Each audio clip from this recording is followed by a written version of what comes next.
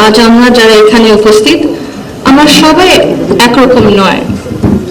আমাদের আদর্শ আলাদা, অভিজ্ঞতা আলাদা, দৃষ্টিভঙ্গিও আলাদা, কিন্তু তারপরেও আমরা একসাথে বসেছি, আলোচনা করছি, কারণ আমরা সবাই দেশের জন্য, দেশের মানুষের জন্য ভাবছি।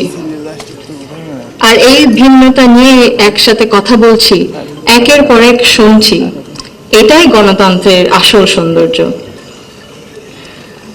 আমার আগে যারা সম্মানিত প্যানেলিস্টরা কথা বলেছেন, তাদের সবাইকে আন্তরিক ধন্যবাদ জানাই।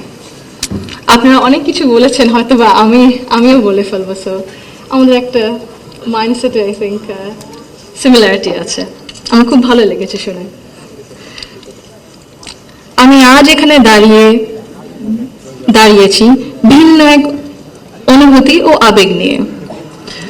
বাংলাদেশের পলিসি লেভেলটায় আমার প্রথম বক্তব্য এটা। আমি এমন কেউ নয় যার কাছে সব প্রশ্নের উত্তর আছে বা সব সমস্যার সমাধান জানা আছে। তবু আমি বিশ্বাস করি, নিজের ছোট্ট জায়গা থেকেও সমাজের জন্য, দেশের জন্য কিছু করার আন্তরিকতা আমাদের সবার মধ্যে থাকা উচিত।